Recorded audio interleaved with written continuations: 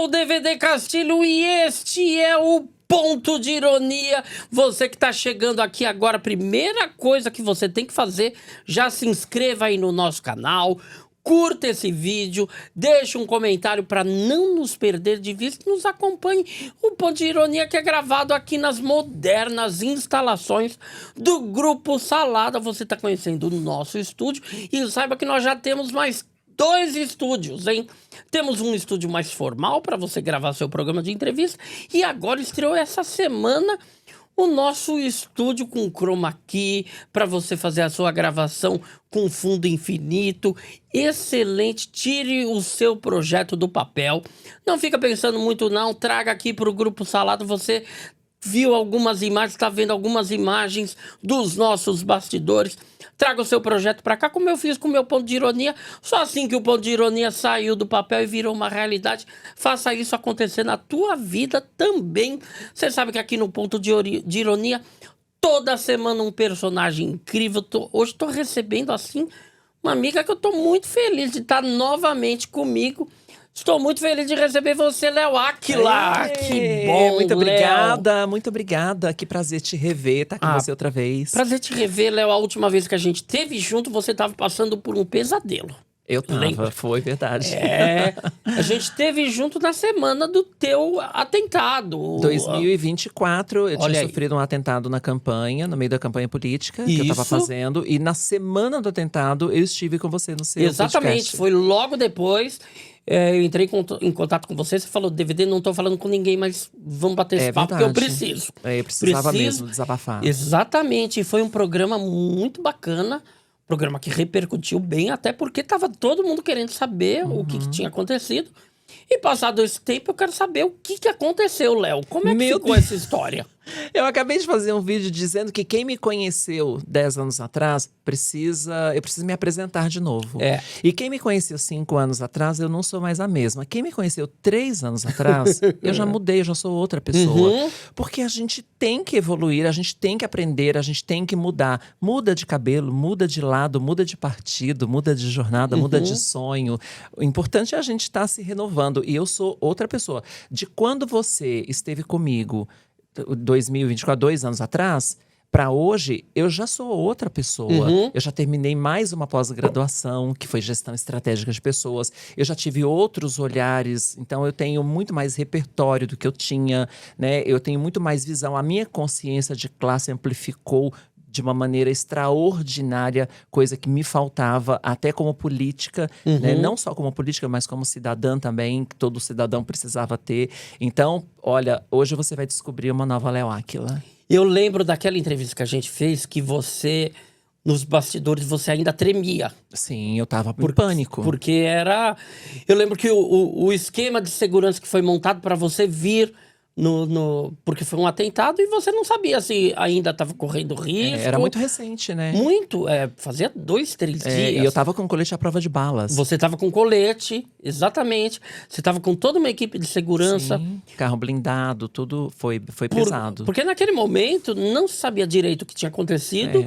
E a dúvida era, será que era pra me dar um susto? Será que era pra me matar? Porque se era pra me matar, não me mataram. Então eu ainda corro risco, não é? E como é que foi? Como é que tá a investigação disso tudo, Léo? Então, os delegados que tomaram conta do caso, que foram eles que me atenderam no dia do atentado, eles me apresentaram várias imagens e laudos, pegamos todas as câmeras do local, só que assim, foi tudo tão bem pensado, quem pensou nisso, que é impossível identificar quem foi. Moto adulterada, capacete, luva, touca, máscara, não tem como identificar. Então, é uma coisa que morreu do jeito que nasceu. Aconteceu ali, se era para me matar, que eu acredito hoje, né? Agora é uma análise minha. Sim. Eu acredito que não foi. Eu acho que era alguém que queria me dar um susto, ou para eu desistir da campanha, coisa que acabou acontecendo, né? Porque eu fiquei com medo e a minha mãe estava tão temerosa que ela falou, por mim, desista. E eu não fui mais para as ruas. Então eu abandonei a campanha de 2024. Mesmo assim, ainda tive 16 mil votos. Sim. Né? Mesmo abandonando a campanha. Então, fui muito bem votada, dadas as circunstâncias. Aí, eu abandonei a campanha. Mas eu acho que foi alguém tentando me tirar da eleição, vendo que eu tinha grande chance, grande possibilidade. Ou alguém, isso é uma desconfiança minha, e eu tenho já nomes que eu não vou citar, mas eu acho que alguém ia tentar me extorquir a partir daquilo. Né? Foi um susto, e a partir daquilo ia criar um plano de extorsão que não deu certo porque eu desisti da campanha. Entendi. Então, o que você imagina e o mais provável é que realmente, infelizmente, quem fez o atentado conseguiu o que queria. Conseguiu. De alguma forma te calar. Me calou, me assustou, me amedrontou. Durou pouco, tá? Porque, graças a Deus, a gente se restabelece, a gente se encoraja novamente. Mas a minha desistência se deu mais pela minha mãe. Porque se você visse o estado que ficou a minha mãe, sabe? Eu fiquei mais triste com a situação da minha mãe do que… Eu nem pensava em mim, porque ela ficou muito abalada. E aí, quando a gente fala de mãe, né… É difícil. Então, pela minha mãe, a pedido dela, eu resolvi não ir mais pra rua. Só que aquilo depois começou a me trazer muitos traumas. Então, quando eu saía pra rua, eu sempre achava que eu estava sendo seguida. Eu passei uns 6 meses, assim, pra sair bem, ficar tranquila. Tirar aquele colete à prova de balas, que eu tenho até hoje. Eu fiquei muito tempo usando ele, sempre, por baixo das roupas. Por medo que eu tinha, nunca sabia o que… Porque a gente não sabe qual foi a verdadeira intenção. Sim. Hoje, 2 anos depois, me parece que não foi para me matar. Foi para me dar um susto e me afastar da campanha, ou para um plano de extorsão. Sim. Bom, de qualquer forma, conseguiram o que queriam, né? Você chegou a pensar em desistir da política? Nunca passou pela minha cabeça. Não. Daquela campanha, sim, para preservar a minha vida, da minha equipe, para entender o que tinha acontecido, porque foi tudo muito rápido. A minha vida virou de ponta cabeça de uma hora para outra. Eu estava tudo indo super bem, faltava menos de 15 dias para a campanha. Aí, do nada, 7 tiros no meu carro. Eu falei, meu Deus, o que aconteceu? Eu levei 6 meses para entender o que tinha acontecido. Eu fiquei muito traumatizada. Mas desistir da política, não. Porque cada dia eu me empoderava mais e falava, eu sou forte. Eu sou uma voz, eu não posso desistir, eu não posso me dar ao luxo. Porque aqui é ou luta ou morre. E eu vou morrer lutando. Um outro assunto que a gente falou muito naquele papo, e hoje você vê essa Léo Áquila em mutação, em constante mutação, e mudando e evoluindo sempre. Eu lembro que eu questionei naquele tempo a sua posição política. Sim. Como uma mulher trans de direita, que na minha cabeça era… Eu lembro que você me explicou, e eu entendi qual que era a tua intenção, qual era a tua pretensão, e você deixou bem claro naquele momento de DVD, eu só vou ser ouvida por esses se eu estiver ao lado deles. Sim. Se eu estiver em oposição, eles nunca vão… Você deixou isso bem claro. E agora, realmente, você tá no local onde eu acho que é o seu local. Você veio para a esquerda. Você deu uma guinada política e saiu da direita e veio agora para a esquerda. Surpreendeu a galera essa mudança também ou não? Ou era algo esperado pelo teu eleitorado? Eu acho que eles não esperavam, mas porque eles também, durante todo o período que eu fiquei do lado de lá, não entenderam a minha estratégia.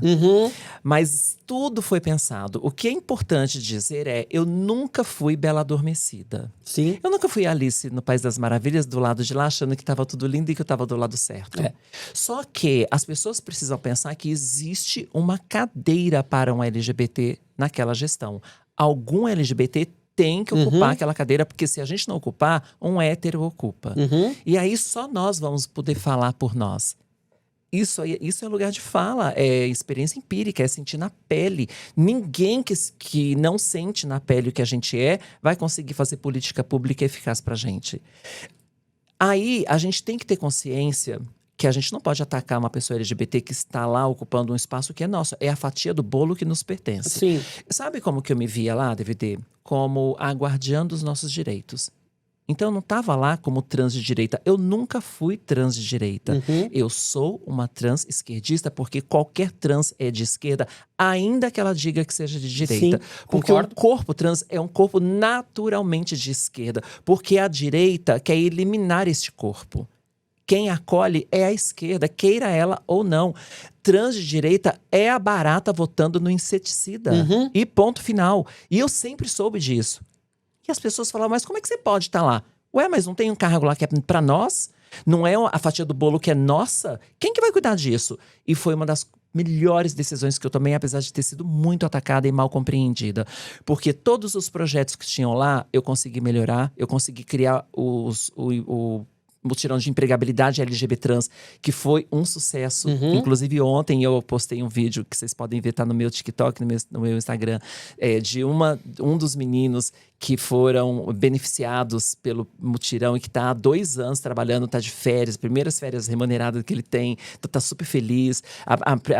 A Ayla, que tá lá no supermercado trabalhando, já foi promovida, sabe? Então tá super feliz. As meninas da TOTUS, que é uma mega empresa de tecnologia, já completaram 2 anos na empresa, já tiraram férias, já foram promovidas, já estão ganhando super bem, mudaram a vida. Então são histórias que, quando eu olho para trás, me fazem pensar, valeu a pena ter aguentado? Sim.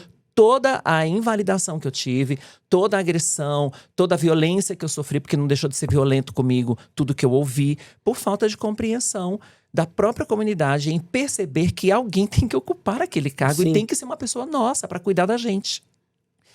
Eu percebi que a comunidade não entenderia. E isso eles deixavam muito claro nas urnas. Na eleição passada, todo mundo virava para mim e falava assim, eu sei quem você é, eu reconheço o seu trabalho, os seus esforços, eu gosto da sua política, você tem resultados, mas nesse partido, Léo, eu não vou votar. Eu tenho amigos gays que falavam, eu jamais vou perdoar Léo Áquila por me fazer votar nesse partido, porque eu vou votar nela.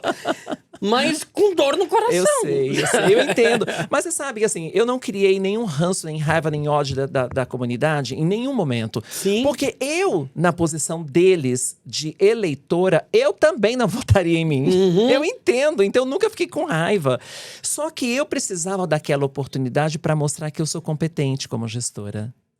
Foi esta oportunidade que me colocou definitivamente como gestora, como política. Porque até lá, né, eu fiquei 4 anos como coordenadora da diversidade em São Paulo. Até lá, o que a Léo Áquila era? Uma artista flertando com a política. Em 2020, eu rompo com o artístico porque eu precisava ficar de um único lado para as pessoas pararem de me ver como artista. Porque senão elas nunca me viriam como política. Iriam sempre te ver como subcelebridade. O artista aventureiro na política, não é? Aquele artista que quer ser político. E eu já estou me candidatando e flertando com a política desde 2004. Em 2004, eu era a única candidata LGBT do país. Não tinha ninguém.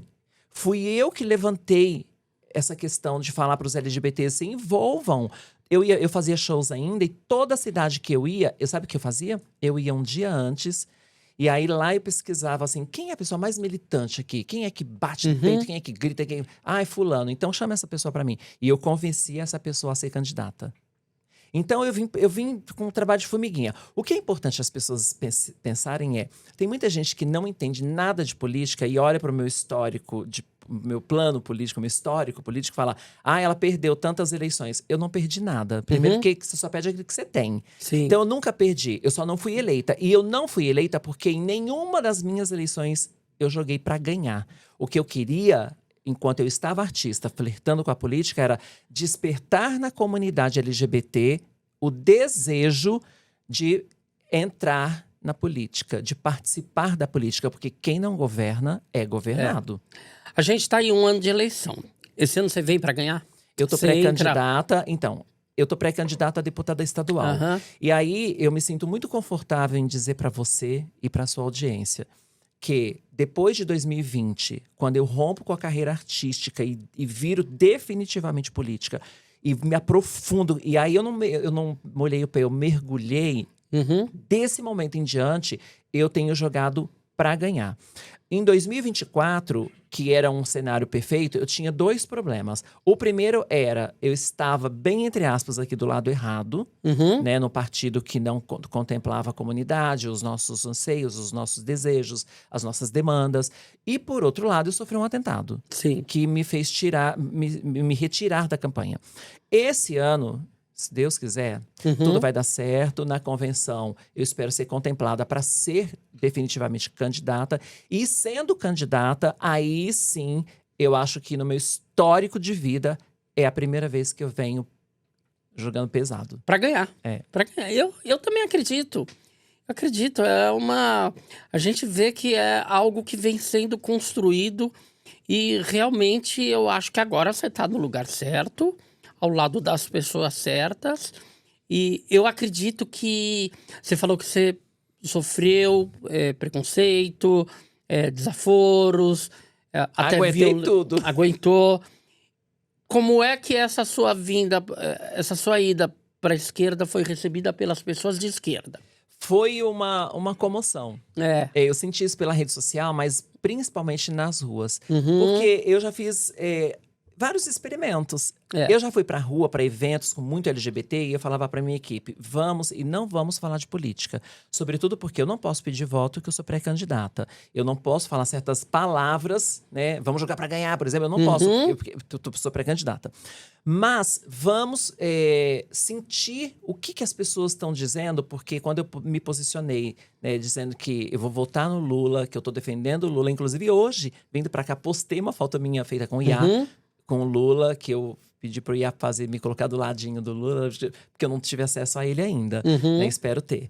Aí, as pessoas já entenderam o meu posicionamento e a minha mudança. E é o comentário na comunidade. Mas assim, que legal. Todo mundo vem falar comigo na rua. Agora eu vou votar em você. Agora eu vou votar em você, com certeza. Agora sim. Porque da outra vez não dava, da outra vez aquele partido aí. Então eu senti, né, como termômetro, que realmente foi a melhor coisa que eu fiz. Mas eu já ia fazer isso. Só que eu precisava primeiro consolidar todos os projetos que eu tinha criado, os projetos de empregabilidade, os projetos de sensibilização da Guarda Civil Metropolitana para um trato mais cordial com a nossa comunidade. E eu consegui, palestrei para 7.500 agentes da Guarda Civil, para várias empresas, que aliás fui palestrando para as empresas, essas palestras de sensibilização, de letramento LGBT, que a gente conseguiu criar um mutirão de empregabilidade, porque através da empresa sensibilizada, eu sempre perguntava, tá, então quantas vagas você pode me dar?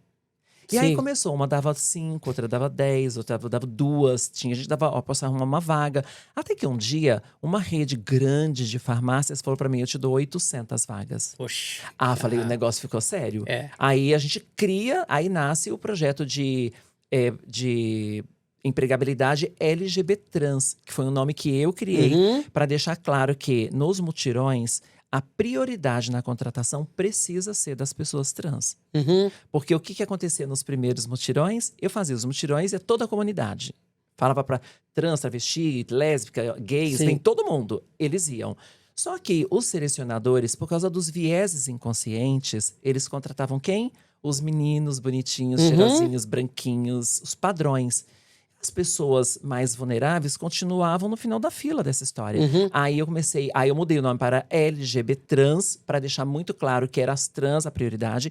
E comecei a inverter. Eu falei, quantas vagas você tem? Tenho 500, ok. Nós vamos pegar essas 500 vagas, vamos fazer 2 datas. A primeira delas só para pessoas trans. Quando vocês contratarem as pessoas trans que forem lá, o que sobrar de vaga, a gente faz pro restante da comunidade. Aí deu muito certo. Ô, Léo, a gente vai no nosso programa visitar algumas notícias que saíram sobre você. E a gente vai comentar essas notícias com você no nosso quadro Ironews. Ironews com o Léo Áquila. Então aqui a gente vai continuar falando Ironews de política. é ótimo. Ironews, não é? Adorei o nome. Então a gente vai continuar falando de política. Ô, bicha linda, né? Fala a verdade. Não é? Ô, mulherão, né? Poxa. A gente vai continuar falando de política, porque tem muita notícia política. Mas a gente também vai falar Você sabe, eu já te falei isso várias vezes, que eu tenho muitas saudades da Léo Artista. Você falou mesmo da outra vez. Eu sempre E a comunidade fala também isso. Também. Todo mundo fala, você não tem saudade, volta a fazer show. Mas não dá tempo. Sim. Não dá, eu tenho que cair de cabeça nisso, senão não… Da mesma forma que eu tenho saudade da Léo Artista, eu entendo como a Léo Política é necessária, sabe? Até para que exista a possibilidade de se ter outras Léo Artistas também. Então, nós vamos fomentar muita cultura. Sabe? Então vamos falar, a primeira notícia é bem recente. Léo Áquila revela preconceito da Record em demissão. Pastor não queria travesti. Léo afirmou que Geraldo Luiz teria sido a pessoa responsável por lhe revelar o suposto motivo de sua demissão na emissora. Isso repercutiu muito, até pelo susto que o Geraldo leva, não é? Eu vendo esse vídeo várias vezes, eu vi que foi um desencontro de palavras. Você falou um negócio, ele entendeu outra. Não foi isso? Foi, ele não entendeu o que eu tava falando. Ele até achou que eu tava acusando ele de ter mandado embora. Exatamente. Foi isso que… A impressão que ficou pra mim é que ele entendeu isso. Ele entendeu isso. Que ele pergunta, Léo, quem te falou disso? E você falou, quem me falou disso foi você. E ele entendeu como… Ele tendo falado que não queria travesti na Record. Foi isso? Como é que foi essa história? Em que ano se passou isso? Isso foi logo que eu saí da Fazenda. Eu saí da Fazenda em 2012. Na mesma semana, o Geraldo me convidou para trabalhar no programa dele, que era o Balanço Geral. Ele perguntou assim para mim no corredor, você já fechou com alguém, com algum outro programa, alguma emissora? Eu falei, ainda não. Só que, qual foi a grande problemática do convite que o Geraldo Luiz me fez para ser repórter da Record, para ser repórter do Balanço Geral? O Silvio Santos tinha me ligado. E quando eu digo o Silvio Santos tinha me ligado, eu tô sendo literal. O Silvio Santos me ligou. Eu quase infartei, porque primeiro que eu não acreditei. Onde que eu ia achar que Silvio Santos… Mas ele era muito assim. Ele queria falar. Ele falava pessoalmente as coisas. E ele me ligou perguntando, eu quero você no SBT. E aí ele me fez uma proposta. Só que um dia antes, o Geraldo Luiz tinha me parado na Record e falado, você fechou com alguém? Eu falei, não. Ele falou, então não fecha que eu vou te contratar para ser repórter aqui da Record no meu programa, porque você tá pronta, você sabe fazer televisão. E eu preciso de alguém pronto que eu não quero ensinar ninguém, não vai dar tempo. E eu tava só esperando você sair da Fazenda para te fazer esse convite.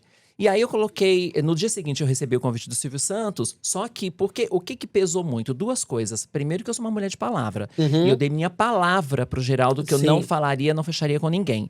E segundo, porque o salário que o Silvio Santos tinha me oferecido era exatamente a metade do que você ia ganhar com o Geraldo. O Geraldo ia me pagar 16 mil reais. O Silvio Santos me ofereceu 8. Eu vou dar números para ser bem transparente. Tá. Diante disso, eu recusei o convite do Silvio Santos para ficar com o Geraldo. Mas eu recusaria ainda que o salário do Silvio Santos fosse maior. Porque você tinha dado a palavra. Eu tinha dado a minha palavra. Então, eu fui pro ar. Enquanto eles preparavam o meu contrato, o Geraldo falou, já começa imediatamente. E aí eu comecei a trabalhar, comecei a fazer, até que um dia a gente bateu a Globo na audiência.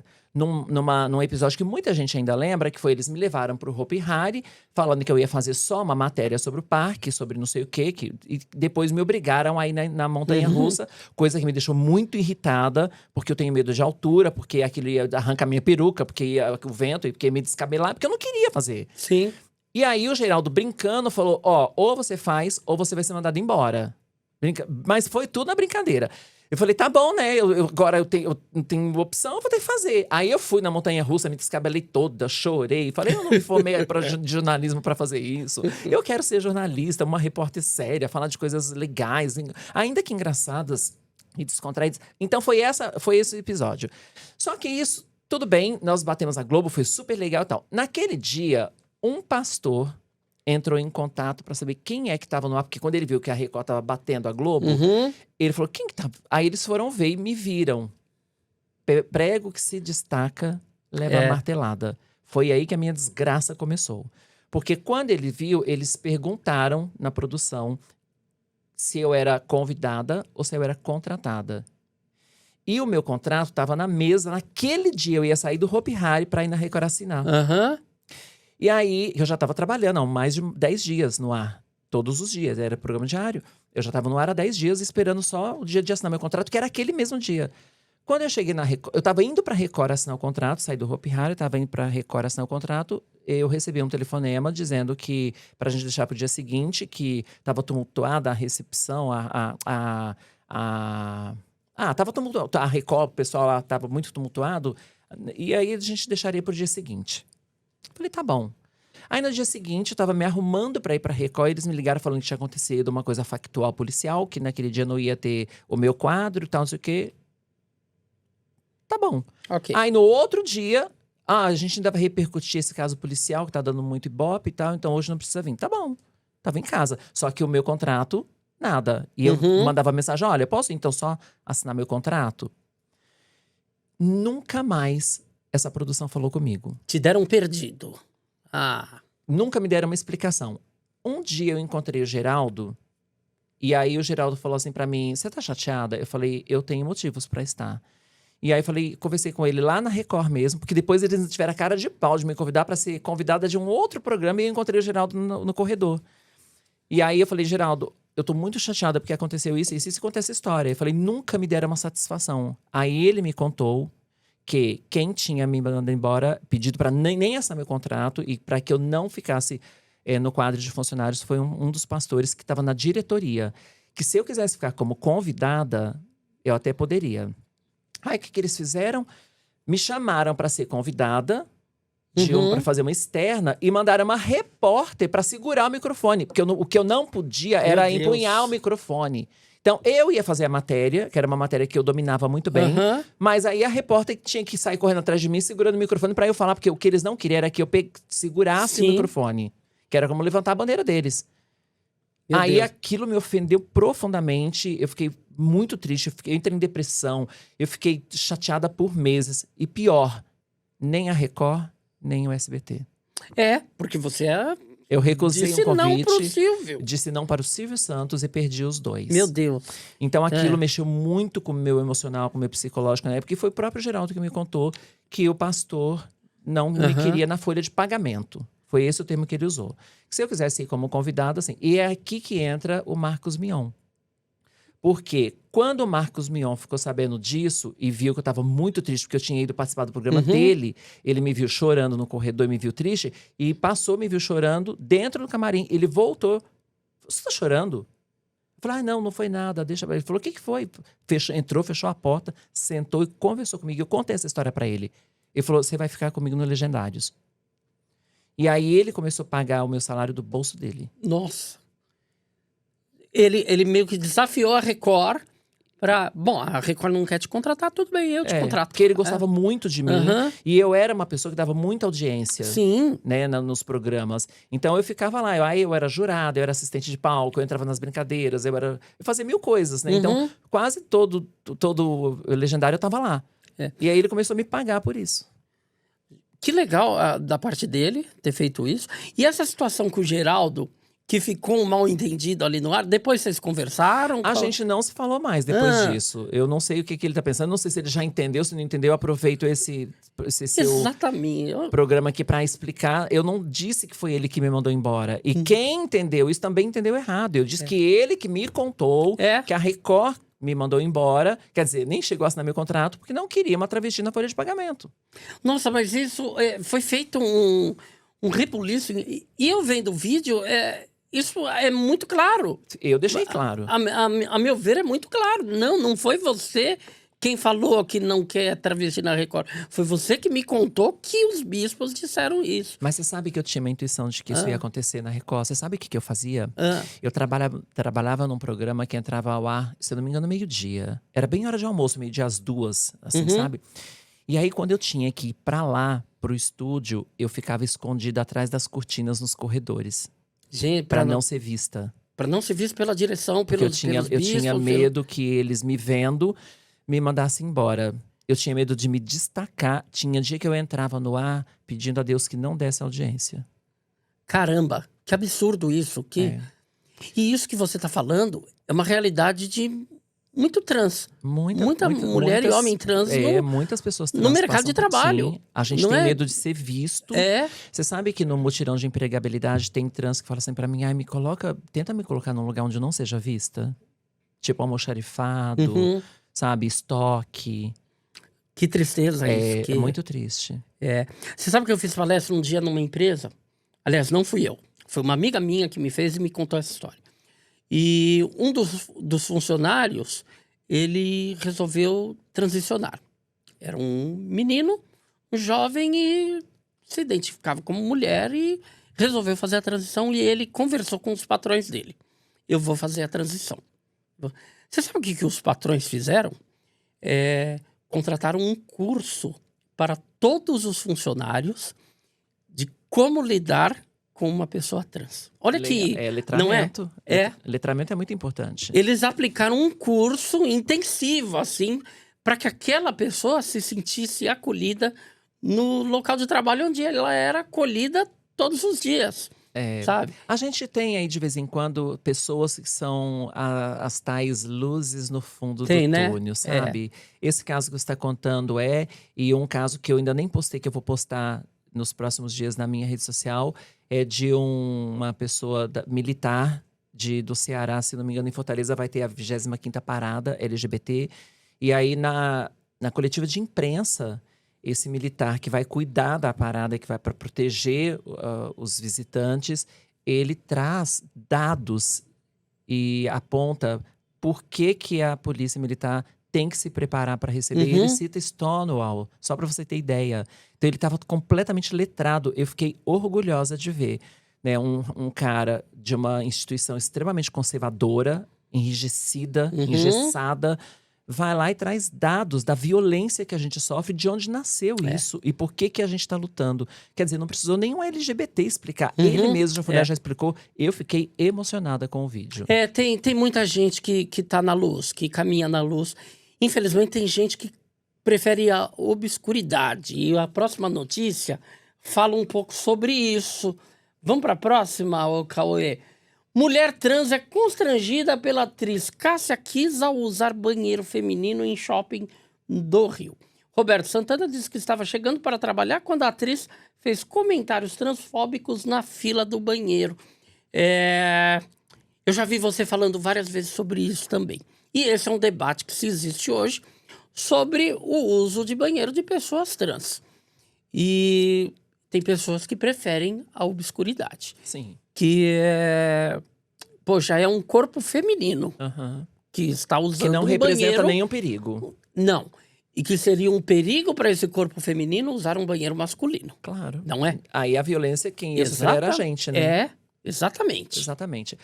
Mas a gente tem que achar o embrião de toda essa questão. Porque o banheiro é cortina de fumaça, a Cássia Kiss é uma rendida para o sistema, assim como a Jojo Todinho também, assim como tantas mulheres que sempre estiveram do nosso lado, algumas infelizmente caíram nessa narrativa. Mas é pura falta de conhecimento e elas estão sendo vítimas de um sistema fascista. Porque uma das características desse regime de governo fascista é criar inimigos que não existem a serem combatidos. É uma das características.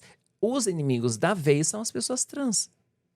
Olha como eles estão se fazendo, rezando a cartilha do fascismo direitinho.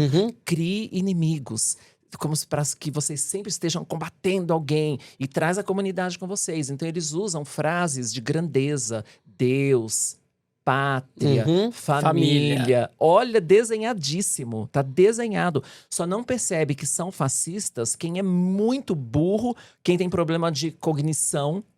Porque aí, só juntar Lé com Cré, tá muito claro.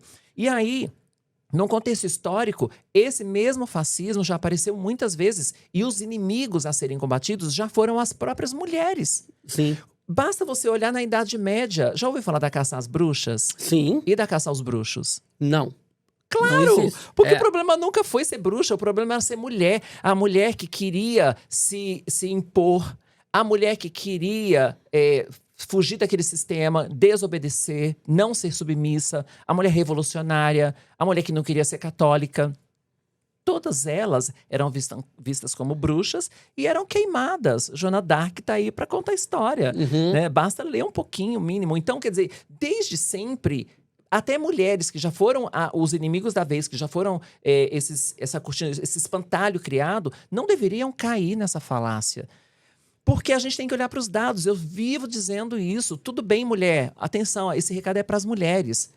Se você tá caindo nessa narrativa de comprar essa briga que foi levantada por um homem de que nós, mulheres trans, não deveríamos usar o banheiro feminino, você tá caindo no golpe do fascismo. Tá comprando a narrativa errada e tá acusando e maltratando as pessoas erradas. Porque se você olhar para os números dizem tudo. Quantos boletins de ocorrência a gente tem onde mulheres trans abusaram de mulheres cis no banheiro? Nenhum!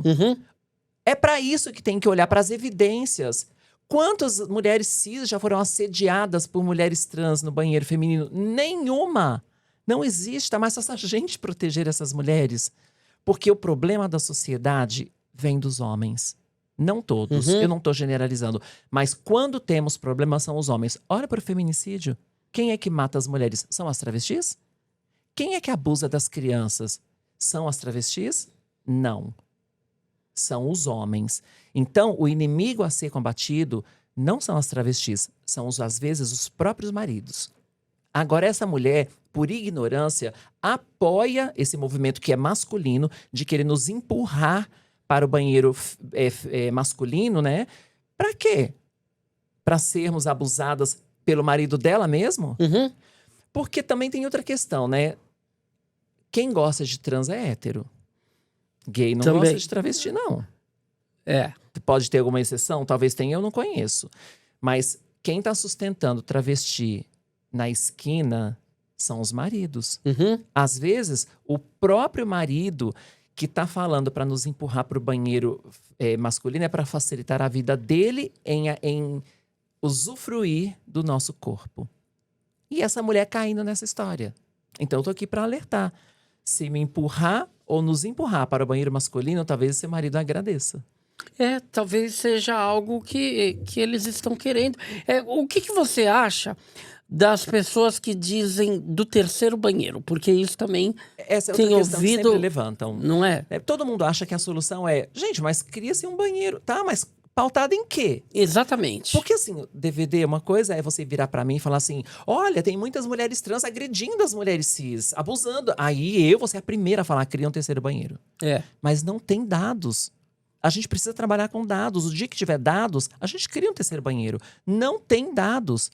O único dado que tem é essas pessoas falando que nós representamos perigo. Mas por que em 100 anos não representamos nenhum perigo? Não há nenhum boió contra nenhuma mulher trans e agora existe. É só cortina de fumaça.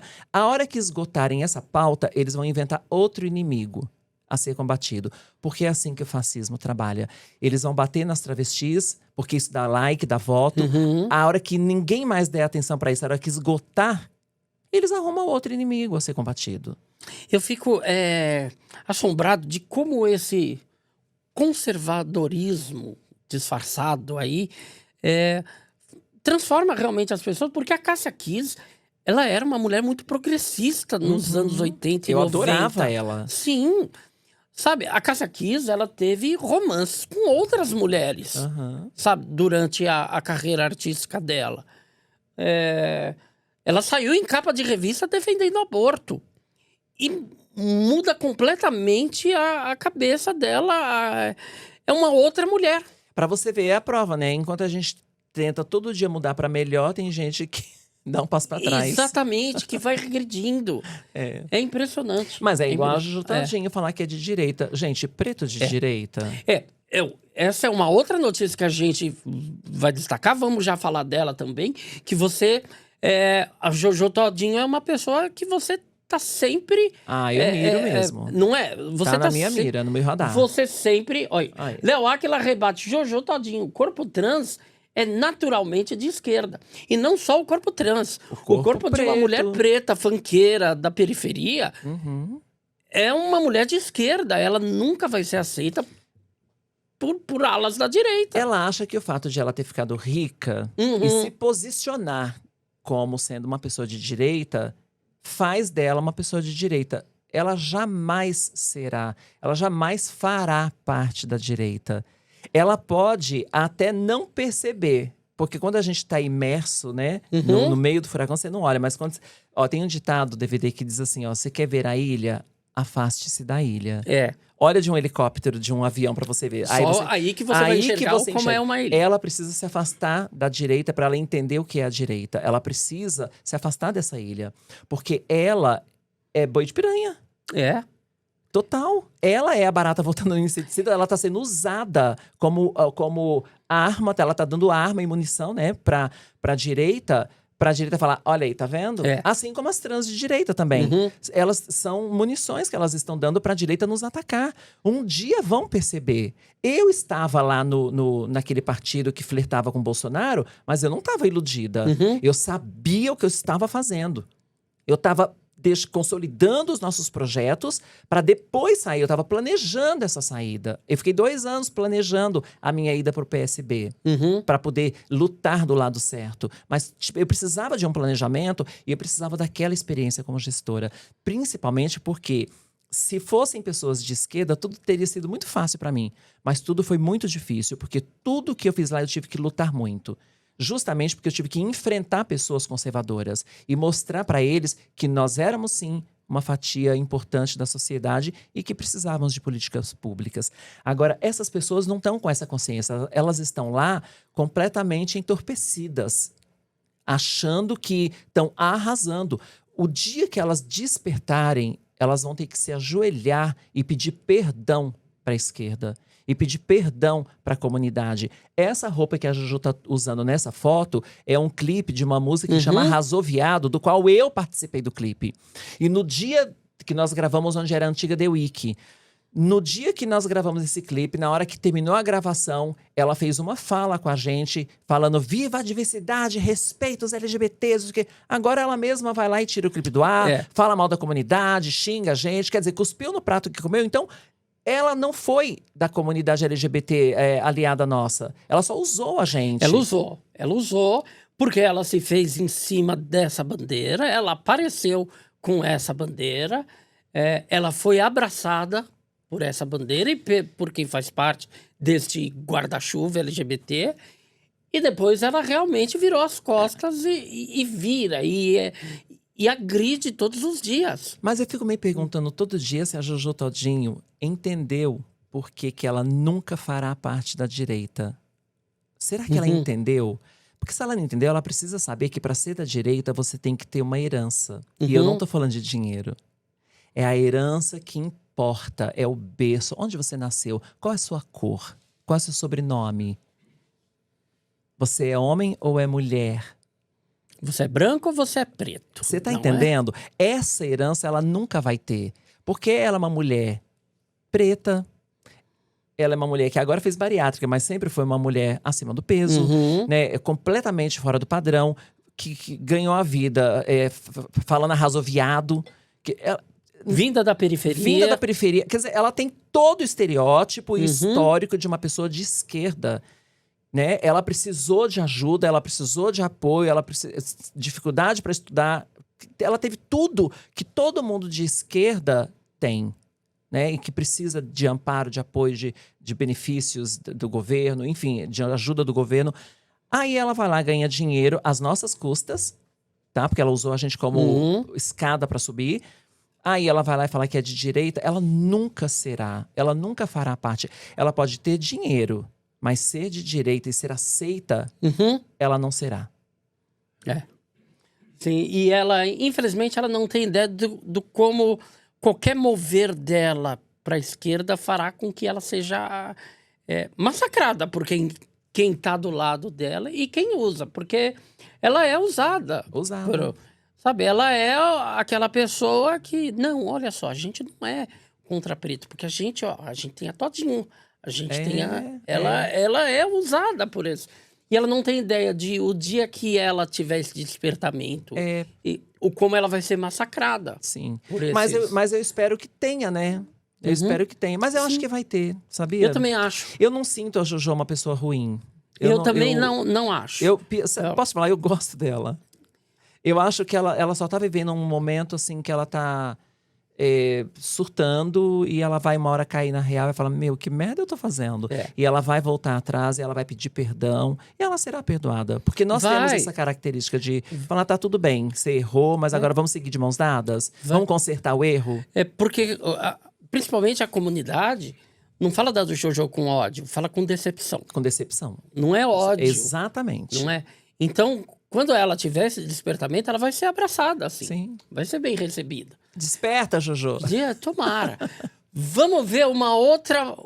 Vamos falar de outra mulher. Léo Áquila surpreende com revelação sobre Preta Gil em silêncio. A jornalista usou o Instagram para lembrar a ajuda que a cantora dava para meninas trans vítimas da violência. Isso tudo só foi revelado depois da morte da Preta Gil. Porque a Preta Gil, em vida, me pediu para nunca comentar sobre isso. Porque ela não queria usar a violência sofrida pelas pessoas trans, as meninas trans que nós acolhemos, para aparecer. Ela morria de medo de que pensassem que ela estava fazendo aquilo para aparecer. Então ela falou, então não comenta. Você, quando precisar de ajuda, você me procura, você me pede ajuda, mas não fala que sou eu. E aí eu achei muito nobre da parte dela, porque não é que ela queria, tipo, não quero me misturar com pessoas trans. Absolutamente. Sim. Ela se misturava quando a situação era legal. Mas quando era uma situação de violência, ela ajudava calada. Ela chegou a alugar apartamento para meninas trans fugirem do agressor. Ela ajudou com o hospital, ela ajudou colocando dente em menina que teve a boca estourada num soco. Nossa. Mil situações. E eu sempre pedia ajuda para ela. Tem outras pessoas também grandes que me ajudam, que também não querem aparecer para não achar que, olha como eu sou legal, tô fazendo aquilo pelas pessoas trans. Então muita gente porque eu ajudo muitas meninas trans, mas eu não posso ajudar sozinha. Do meu bolso. As pessoas pensam que eu sou rica, sabe? Que eu venho de berço de ouro. Gente, eu vim da periferia, eu vim da favela. Eu fui criada no Capão Redondo. Eu saí do Capão Redondo apedrejada aos 18 anos, com uma mão na frente, outra atrás. E a única coisa que eu tinha era coragem para enfrentar o mundo sozinha. Porque a última frase que eu disse quando eu fui apedrejada foi: guardem este nome, Léo Áquila. Vocês vão ouvir falar de mim. E aí eu volto 30, 40 anos depois para o Capão Redondo, numa outra posição. E ao invés de ter criado ódio do lugar, eu criei, foi compaixão das pessoas que ainda moram lá e ainda sofrem com descaso político, com violência. Porque o Capão Redondo está abandonado. A Zona Sul está abandonada aqui em São Paulo. E aí eu quero, é uma das minhas intenções, eleita ou não, política ou não, jogar luz naquele lugar, ser a luz daquele lugar. Fazer com que o mesmo lugar que me hostilizou, que me agrediu, que me violentou, seja o berço da prosperidade. Quero colocar de novo a Zona Sul no centro do mundo, mas com outro olhar, com outra realidade. Então, a Preta Gil foi na minha vida, uma heroína. Um apoio, um suporte. Muitas vezes eu estava assim, desesperada, porque... Você sabe, DVD Castilho, tem uma coisa que as pessoas ainda não sabem. E isso é um despertar também. Quando eu entrei para trabalhar na Secretaria de Direitos Humanos, eu fui entender primeiro o que eram direitos humanos. E aí, eu entendi. E quando eu entendi, tem um clique, que é o despertar, deu um clique na minha vida. E sabe como que eu resumo direitos humanos hoje? Assim, ó. O seu problema não é meu. Ele é seu. Eu não tenho nada a ver com isso. Até que eu saiba que ele existe. Certo. A partir deste momento, o seu problema é meu. E eu vou ter que resolver. Só que o Brasil está cheio de problemas. E eu não sei dizer não por causa dessa consciência de classe. Eu não sei dizer não para um problema que tem que ser resolvido. Eu tenho que resolver. Só que aí eu acabo ficando sobrecarregada. Você entender por que a gente precisa de um mandato? Por que a gente precisa de uma cadeira? Por que a gente precisa de uma equipe? Porque com essa consciência, sozinha, eu vou enlouquecer.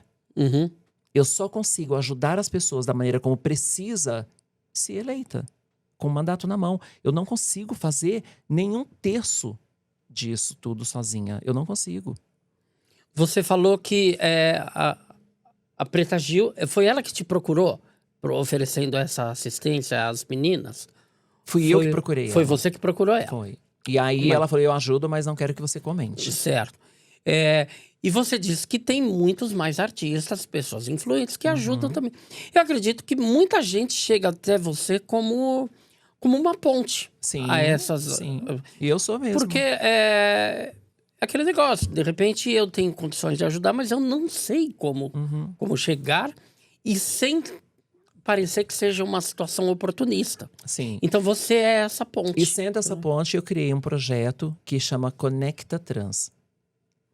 Conecta. Sim. Por quê? Porque eu sou uma fonte para conectar pessoas trans que precisam e que têm potencial com pessoas ricas que podem e têm potencial para ajudar. Então, o que eu faço? O projeto Conecta Trans, ele é um programa de adoção. Só que não é essa adoção tradicional que a gente conhece, que você vai lá, conhece a criança, passa pro seu nome. É uma adoção que não é formal. Então, é assim, ó, DVD. Eu conheço uma menina trans que tem maior potencial, sabe? Tá lá jogada na rua, às vezes, ou em situação de drogadição, sei lá, ou não, mas tá lá na prostituição, sofrendo no frio, no fome, na violência e tudo. Mas ela é inteligente, ela tem vontade, ela tem os sonhos. E eu conheço essa menina. Aí, o que eu faço? Eu falo pra ela, olha, você quer mesmo? Porque ela tem que querer. E ela vai falar pra mim, o meu maior sonho é estudar. O meu maior sonho é ser tal coisa. Então, eu vou atrás do sonho dela pra ela. Aí, eu vou procurar pessoas que podem financeiramente adotar aquela menina. Não necessariamente precisa conhecer pessoalmente. É uma adoção social. É uma adoção social. Só que é um contrato que a gente faz. Porque a partir do momento que você adotar essa menina, você só vai largar dela no dia que ela se formar na faculdade. Então, você vai ajudar em tudo que você pode. Ah, ela precisa ter onde morar? Vamos resolver isso. Ah, agora vamos resolver o estudo, né? Depois do estudo primário, lá, o básico. Vamos, então, depois avançar. Vamos para a universidade. Qual a profissão? Quando ela estiver pronta, aí o seu contrato acaba. Certo. Porque você tem que ter a responsabilidade social de não abandonar aquele projeto no meio do caminho. Não pode. Então, assim, é um projeto que eu fiz um experimento que deu muito certo e que eu já sei que vai dar certo se a gente expandir no macro. Mas para fazer isso no macro, só eleita. Sim. Por isso você é tão necessária nesse meio, Léo. É muita coisa, realmente. Você pensa muita coisa por muita gente que nunca ninguém pensou. E coisa que vai dar certo e vai mudar muitas realidades. Exatamente. Vamos ver mais uma notícia? Eu acho que é a última, Cauê. Ai, Léo. Oh, meu Deus, Léo. O dia que eu vi isso, eu falei, meu Deus. Eu falei, nossa, eu chipo. Meu Deus, você tá louco. Eu chipo.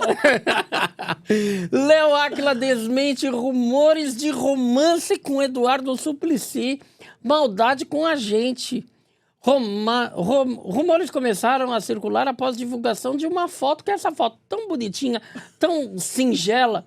Léo, aí não é nem uma foto de um selinho, não é um beijo no rosto, não é? A gente tava dando um beijo no rosto. No rosto, só mas que o lábio, ângulo... é que o lábio dele tá muito inclinado em direção à minha boca, pode olhar. Sim. Né? Ele tá com o bicudinho ali. Você vê a musculatura fazendo assim pro lado, ó. Exato. Né? Então... Aí, o que as pessoas maldosas já... O fotógrafo pegou o momento Foi. e realmente ficou parecendo ali um beijinho, ficou parecendo um clique romântico.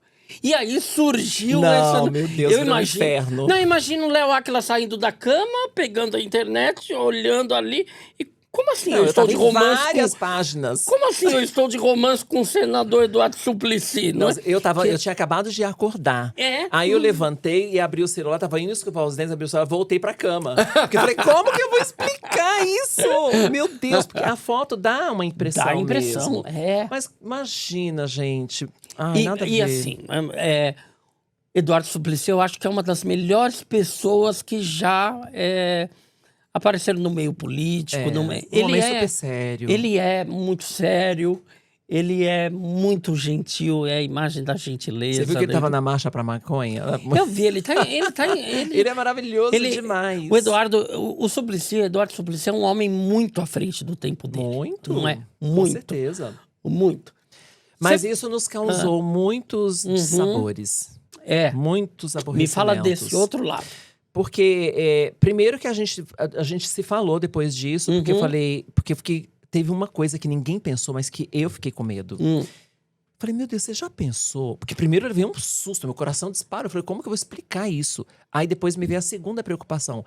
Será que o Suplicy não vai achar que fui eu que plantei isso? Que plantei isso pra... Porque as pessoas são maldosas, né?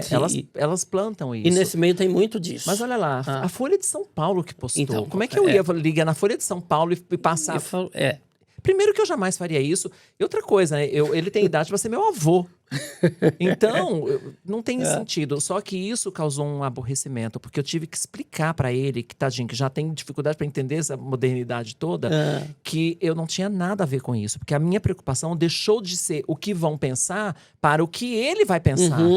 Porque se passasse pela cabeça dele minimamente que isso foi plantado por mim, eu ia ficar muito chateada. Como é que foi essa conversa? Você ligou pra ele? Eu liguei pra ele, depois eu fui até o gabinete dele. Você ligou pra ele e falou, mozão, desculpa, mozão. Para! Mas eu falei, meu amor, tudo bem? Que eu chamo todo mundo de amor. Sim. Aí eu falei, posso passar no gabinete pra gente conversar? Porque eu queria... Eu sou muito olho no olho. Nada... Olha, não tem nada, nem tecnologia nenhuma, nem IA, nem nada que vai substituir um olho no olho. E eu fui lá conversar com ele, porque ele precisava entender que não fui eu quem passou essa bola pra frente, quem criou essa fanfic, essa fake news, não fui. Quando ele entendeu isso, aí eu me tranquilizei. Aí começaram os repórteres e todo mundo me ligando, mas e aí, não teve nada? Isso foi um selinho? Foi um acidente? E eu falei, gente, não, foi só um beijo na bochecha. É que a foto, o ângulo que pegaram... Parece. E ele com o olhinho fechado, e eu com o olhinho fechado. Ah, não gente, essa foto até eu tô... Não será que eu não então tenho mesmo selinho nele? Será que não teve? Será que eu teve não tive algo nada entre nós? Até eu fico na dúvida olhando a foto. Então eu entendo quem olha pra essa foto e começa a criar uma história. Mas o Suplicy não seria esse cara. E primeiro que a gente não faria... Eu acho que a gente nem faria isso em público. Sim. Já começa por aí. Né? Então, Sim. não, isso era uma mentira que nos causou um certo aborrecimento, mas que, graças a Deus, o povo tinha esquecido, aí você traz à tona. Mas o Suplicy também é um cara muito bem-humorado. Não é? Ele deve... Depois vocês devem ter rido disso. Agora, eu posso te contar uma coisa? Conte-me. Ele é meu tipo. Então, tá vendo? É um tipão, mesmo com a idade que tem. Ainda acho ele muito interessante. Você falou a palavra certa. Ele é um homem interessante. Porque ele é muito culto. Cultura e inteligência, pra mim, já é afrodisíaco. Se eu não tivesse comprometida, quem sabe? Olha aí. Brincadeira. Eu tenho uma vontade muito grande de bater um papo com o Suplicy uma hora, porque é um cara que eu admiro na política, na trajetória. Deixa eu te contar outra coisa sobre o Suplicy que ninguém sabe. 2 anos e meio atrás, ou quase 3, preciso ver a data certinha, tá? Eu tenho tudo isso protocolado. Quando ainda não se falava de escala 6x1, né, eu tinha visto um menino falando que é o Rick Azevedo, do movimento VAT, né? O movimento Vida Além do Trabalho. Eu vi aquilo, estava muito fraquinho o movimento ainda. E eu falei, isso é interessante. Então eu vou fazer uma movimentação para apoiar o Rick Azevedo. O que eu fiz? Eu fiz, no total, quase 700 ofícios meus, do meu gabinete lá de coordenadora. E eu fui em todos os deputados e vereadores, todos. Um por um. E entreguei pessoalmente, isso quase 3 anos atrás, um ofício pedindo para que eles se comprometessem em apresentar projetos para acabar com a escala 6x1. Ninguém nem falava sobre isso ainda. Só o Rick Azevedo sozinho lá no Rio de Janeiro. Depois que as outras pessoas começaram a falar. Então eu fiz essa movimentação 3 anos atrás. Inclusive, se você entrar no meu Instagram agora, você vai ver que, não só no Instagram, mas em todas as minhas redes sociais, um dos vídeos que está afixado e que eu não tiro a fixação é eu na Assembleia entregando todos. E aí, o Eduardo Suplicy foi o primeiro a me receber. E quando eu expliquei para ele o que era, ele falou, eu assino agora, de que eu estou ciente e que a gente tem que correr com isso. Isso é muito a cara dele, não é? É uma pauta que é muito a cara dele, realmente. Então, agora a gente vai fazer um Fala Rapidinho, que é um jogo rápido. A gente tá caminhando pro fim da nossa entrevista. Vou fazer passa perguntas. muito rápido. Passa rápido, não é? Vou fazer perguntas, você responde sem pensar muito. Eu não sou muito boa nisso, não, porque eu gosto de me aprofundar nas coisas, mas vamos tentar. Vamos lá. Com quem você mais fala no WhatsApp? Com a minha assessora, Kylie. Kylie. Que, aliás, é incrível. Facilitou muito a sua vinda pra cá. Kylie, um beijo pra você. Ela é maravilhosa. Incrível. Ela faz minha agenda, ela faz. Ela é minha voz, ela é minha. Ela faz tudo pra mim. É minha babá. Quem é o seu contato mais famoso no WhatsApp? A Xuxa. A Xuxa. É mesmo? É. E a Xuxa te responde se você não... Responde. É mesmo? A Xuxa, que legal. A Xuxa, o Juno.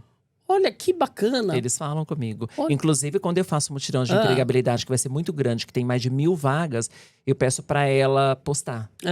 Pra chamar mais gente. Sim. E ela posta. Sim. A Xuxa tem cara de ser dessas pessoas que ajudam sem aparecer. Inclusive, eu pedi apoio político pra ela. E aí, eu entendi o ponto de vista dela quando ela... Não que ela tenha negado esse apoio. Ela falou assim, Léo, eu não posso citar nomes. Porque, assim, qual é a preocupação dela? Ela tem um nome a zelar. Sim. Né? Um nome muito forte. Aí ela falou assim, você já pensou se eu cito nomes? E aí, depois lá na frente aparece esse nome numa corrupção. Aí tô eu lá apoiando essa pessoa. Então, ela falou que prefere não citar nomes. O que ela falou assim, o que eu posso falar é... Votem em alguma trans. Sim. Ela falou, isso eu posso falar. Então, o movimento da Xuxa na política deve ser vote na esquerda, vote em pessoas trans. Né? Ela não vai poder citar meu nome, infelizmente. Ok, mas já fica subentendido. Não é? Subentendido.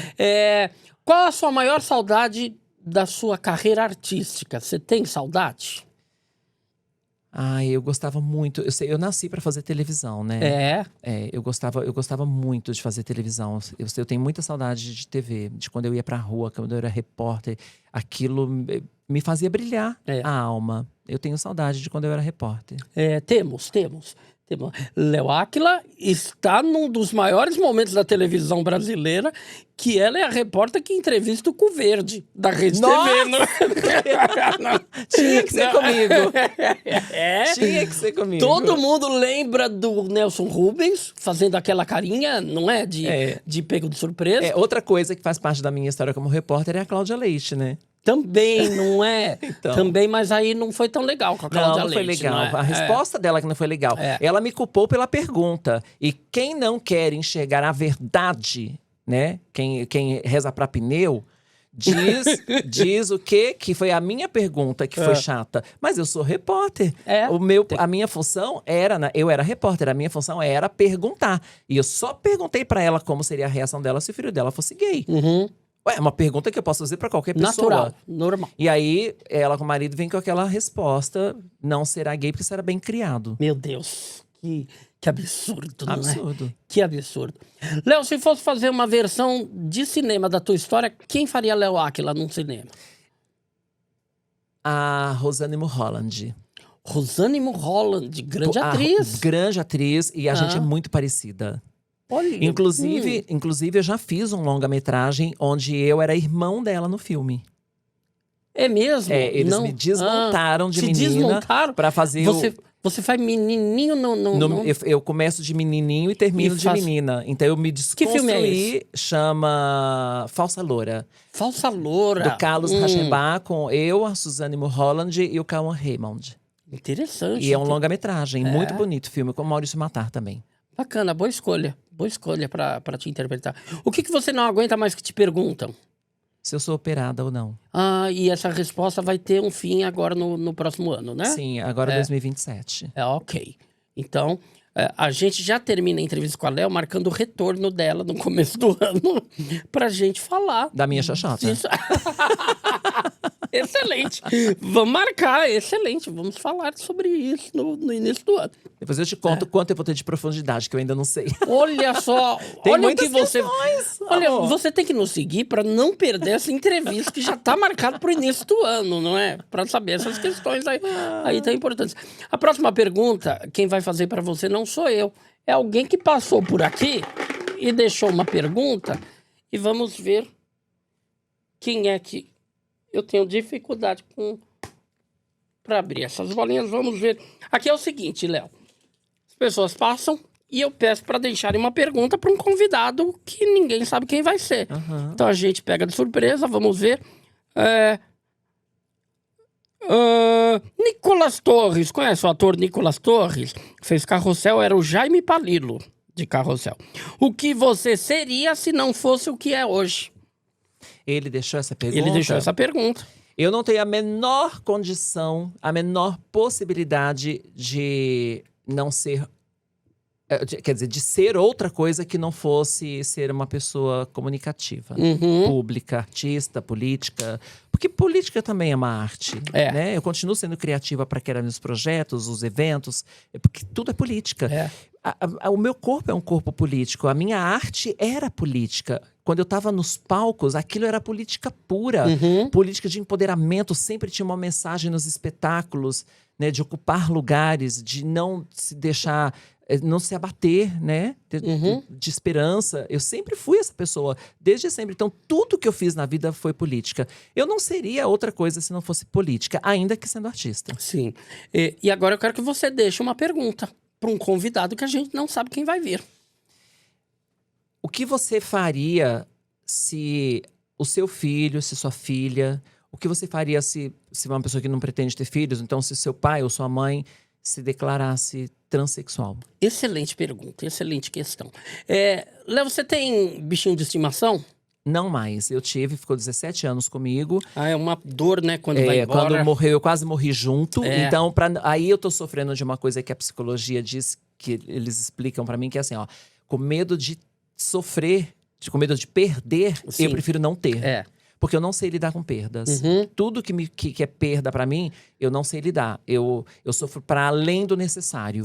Sabe? Todo mundo sofre lá um luto. É 1 ano, eu sofro 10. Eu sou muito intensa em tudo. Se eu amo, eu caio de cabeça. Se eu sofro, eu também sofro pra valer. Então, pra não ter que sofrer com perda de animal, porque dura muito pouco, eu prefiro não ter. Mas eu sou apaixonada por animais. E aí, o que eu faço? Eu ajudo ONGs. Excelente, porque agora eu vou te dar 3 bichinhos de estimação. Mesmo você não querendo, coloca na tela. Eu vou te dar um cachorrinho ou cachorrinho, um gatinho ou gatinho, uma cobra, uma serpente, cascavel. E agora, eu quero que você dê nome para esses bichinhos de estimação. Só que tem que ser nome de figuras públicas. Meu Deus! Sabe? Então, o cachorro, a gente diz que cachorro é o quê? É o melhor amigo, fiel companheiro. Eu quero que você dê o nome de uma pessoa fiel, companheira, que todo mundo conheça. O gato é aquela pessoa que salte aos olhos, assim. Nossa, fulano é um gato, é uma gata. E a serpente é bom não ter por perto, bom não ter do lado, não é? Tem que tomar cuidado. Então vamos lá, 3 figuras públicas para esses bichinhos. Quem? Bom, esse cachorro, até de aparência, é a cara do Marcos Mion. Até de aparência. Olha lá a barba branca. Não é? Não parece o Marcos Mion? Lembro. E é um amigo fiel, uma pessoa que cuidou de mim quando eu fui desprezada, quando eu fui humilhada, que me deu não só a mão, mas o coração, o ombro. Falou, para de chorar, chega. Era isso que você queria? Excelente. Você vai ficar. Então, é a cara do Marcos Mion. Esse gatinho é a… Gente, vocês têm que comparar pra vocês verem se não é. E ele é realmente lindo. E lindo por dentro e por fora, que é o Carmo Della Vecchia. Carmo Della Vecchia, é incrível É ele todinho, ó o olhazinho. Que fofo. Incrível. Além do que é um gato, porque eu acho ele super bonito. Ele é. E ele é seu um amigo? amor. É mesmo? E é militante junto com a gente, Sim. compra briga junto com a gente. Eu sou louca por ele. Me ajuda a trazer ele aqui? Nossa, te ajudo agora. Nossa. Agora. Poxa, Ele vai vem, ser viu? incrível. Ele é maravilhoso. Eu sei, vai ser incrível. Toda vez que eu preciso de ajuda, que preciso divulgar alguma coisa, ele compartilha. É igual a Xuxa, compartilha. Sim. Maravilhoso. Essa cobra é a Juju Todinho. Por enquanto. Por enquanto, né? Mas se experimenta, tem mais cobra, né, Léo? Mas tá bom. Ok. Eu acho que foi bem meu ranking, né? Foi bem. Foi uma das pessoas que respondeu com mais rapidez, assim. Porque pra mim é tudo muito óbvio. Muito óbvio. E esse cachorro é a cara do Marcos Mion. A barba tá igualzinha do Marcos Mion, até o penteado. Perfeito, adorei. Que bom, agora eu que vou responder uma pergunta para você que tá aí acompanhando esse programa. Eu sei que você tá assistindo esse programa se perguntando o seguinte. O programa todo, você assistiu e você se perguntou: onde é que esse cara conseguiu essa bela camisa? Não é uma camisa bela? Não é bonita a minha camisa? É linda. É divertida, é do Stitch essa camisa. É divertida e é mais uma das camisas da minha camisaria preferida, Loja Learte. A camisaria que me veste me deixa tão elegante, tão simpática, simpático, tão extrovertido na tela. Você tá vendo aí na tua tela algumas das camisas que eu já usei aqui no programa. Você quer ter uma camisa como essa? Você quer ter uma camisa extrovertida com vários... Olha, tem tudo quanto é tipo de personagem, tá? Entre em contato agora mesmo com a Camisaria Lojas Learte. O contato tá aí na tua tela. Peça para ver o catálogo deles, peça para conhecer o site deles. É o melhor preço que você vai encontrar na internet. E como se isso já não fosse bom, usando o cupom DVD Castilho, você ainda tem 10% de desconto na tua compra. Não é? Então vá lá na Lojas Learte, deixe o seu comentário falando onde você viu essa camisa e faça agora mesmo a sua compra. Léo, estamos chegando no final, Léo. Mas antes de acabar, eu queria dizer que você é muito parecido com o Jô Soares no seu jeito de se expressar, de falar. Léo. Olha lá. Uou! Olha! O Jô Soares a gente deixou de ter, mas a gente tem o DVD. Nossa, Léo, eu vou... Nossa. A Globo tá perdendo, viu? Nossa, você sabe que esse vídeo vai ficar fixado no meu perfil um bom tempo. Globo, corre aqui, Globo! Poxa, tem o DVD aqui, ó. é? Sensacional, comunicativo, Muito inteligente. obrigado. Agora, você tem uma coisa que eu adoro. Diga lá. Quando você pergunta, você ouve o convidado. Importante, não é? O que a gente... Eu faço muito podcast, eu participo de muito. E tem apresentador que eu tenho que falar assim... Dá pra ficar quieto que eu tô respondendo? Tem gente que tem que chamar atenção no ar. Falar, você tem que aprender que você tem que ter o seu horário de perguntar e o seu horário de ouvir. A pessoa só fala. Teve um podcast que foi esse dia que eu falei, pelo amor de Deus, me ouve. Você tá aqui todo dia, eu tô ouvindo só hoje. Eu sou convidada, me ouve. É muito chato. E você faz isso assim, divinamente bem. Parabéns. Muito obrigado pelo elogio e muito obrigado pela comparação com o Jô, porque o Jô é o cara que formou o meu caráter como artista. Percebe, sabe? O Jô sempre foi a minha maior referência. Eu fico muito lisonjeado de ser comparado a ele. Você não é a primeira pessoa que me compara a ele. Tem um episódio que eu fiz com o Niso Neto, filho do Chico Anísio.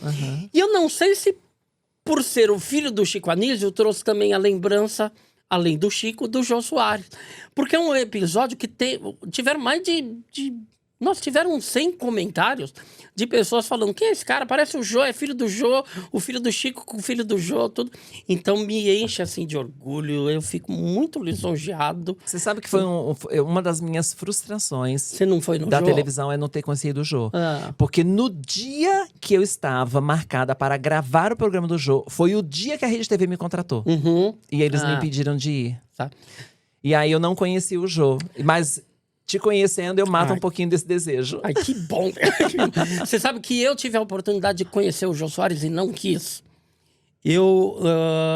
No fim da carreira do Jô, quando ele lançou o livro dele, o último livro, ele saiu fazendo palestras. E era um show de humor com uma palestra falando do livro e falando dele mesmo. E eu sou muito amigo do Porpetone, humorista Alexandre Porpetone. O Porpeta foi no show do Jô e me ligou e falou: você tem que vir. Vamos vir de novo? Eu te trago. Eu consigo ir no camarim para você conhecer o Jô. Eu te levo lá, você conhece. E eu não quis ir, Léo, porque o Jô para mim sempre foi uma referência tão grande que eu fiquei com medo de ir no camarim e o Jô meio que cagar para mim, sabe? Porque tem isso, né? O artista não é todo dia que ele tá bem, tá disposto, tudo. E eu sempre ouvi falar que o Jô, se você pega ele num dia bom, ele te leva lá em cima. Se você pega num dia mau, ele te leva lá embaixo. E eu fiquei com medo de pegar o Jô num dia mau. E eu preferi manter o Jô numa prateleira de ídolo, pra mim. E como ídolo, ele é inatingível, assim. Sim. Então, eu preferi deixar... essa lembrança minha do Jô é a de ídolo, de referência. Mas se você tivesse pego ele num dia bom e ele te elevasse, a gente não pode deixar o medo paralisar a gente, não. Mas passou. Agora não vai ter como corrigir isso. Agora não vai. Não ser numa mesa branca. Não é que eu recebo um beijo do gordo. Ou partindo dessa pra melhor, coisa que vai demorar muito. Tomara, não é? Quase fui no fim do ano aí, bater papo com o Jô, mas graças a Deus tô bem. Mas pode ficar em paz, porque eu vou comemorar com você seus 105 anos. Tamo junto, vamos marcar isso então, tá? Léo, o prazer te receber, é sempre muito bom bater papo pra mim você, também. Tá? Boa sorte. Muito obrigada. Nessa nova trajetória. Boa sorte. Esse ano vai, tá, Léo? Viva Lula. Esse ano vai. Viva o SUS, viva a Bolsa Família, fora a escala 6x1, fora Sim. Bolsonaro. A gente tem que deixar esse posicionamento muito claro e alertar quem ainda está dormindo do outro lado. Sucesso para você na eleição. Sucesso para você na sua cirurgia. Vamos falar nisso na próxima entrevista que já tá marcada, tá bom? Obrigada. Foi um prazer. Léo, beijo do gordo pra você. Falei você, antes de ir embora, se inscreva aí no nosso canal, curta, deixe seu comentário. E a semana que vem tem mais. Valeu, tchau, tchau.